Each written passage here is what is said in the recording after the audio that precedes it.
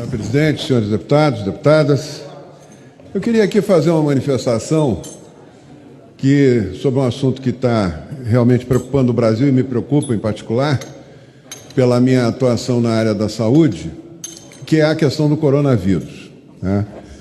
Eu quero manifestar aqui minha preocupação com o pânico que está se tentando disseminar na população em relação a essa epidemia, né?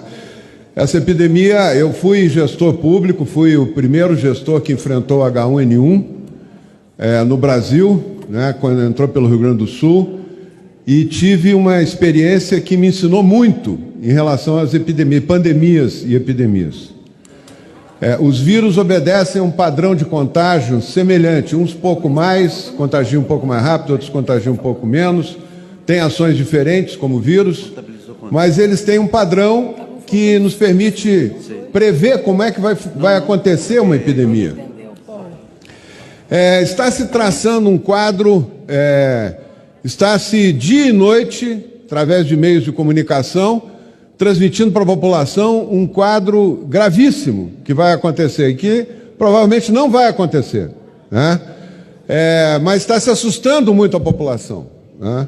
E com isso está se tendo um impacto grande na economia.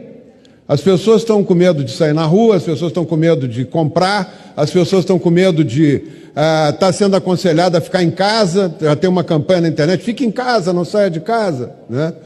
E eu quero dizer que isso não vai interferir na evolução da epidemia. Suspender a aula não muda a evolução da epidemia. Eu tenho os trabalhos publicados, são 5 trabalhos, se eu não me engano, em todas as pandemias que ocorreram, principalmente nas últimas, sobre suspensão de aula e resultado da pandemia, da evolução da pandemia. Não adianta nada. Isso é muito mais para o gestor dizer que está fazendo alguma coisa do que para ajudar a população. Eu acho que tem que ter equilíbrio, tem que se parar de botar medo na população, dizer que isso é uma epidemia viral, que segue um padrão que as outras seguiram. O coronavírus vai matar menos pessoas do que o H1N1 matou. O H1N1 só o ano passado matou 750 pessoas aqui no Brasil. 750, 2 por dia, e ninguém falou nada. Não saiu uma notícia no jornal, não se fez transmissão 24 horas para assustar a população. Essa epidemia ela está agraçando com mais intensidade nos países frios, nos países quentes ela vai ser mais branda, tudo indica que será mais branda. Quando se fala da epidemia na Itália, parece que a Itália toda está dominada pela epidemia. Não é verdade. O risco da Itália é uma região da Itália, que é a Lombardia, onde se somou uma epidemia de H1N1 com a epidemia do coronavírus, e onde tem uma população idosa enorme, maior que a do Japão, proporcionalmente à população da Lombardia. Então, são coisas muito específicas. Tem governantes querendo parar tudo, botar todo mundo de quarentena em casa, até para resolver o problema político deles, e para mostrar que estão fazendo alguma coisa, inclusive em período eleitoral. Tem que ter comitê científico, tem que ter pessoal, os infectologistas, os epidemiologistas, orientando os prefeitos, os governadores, não é um absurdo fechar shopping, é um absurdo proibir transporte coletivo.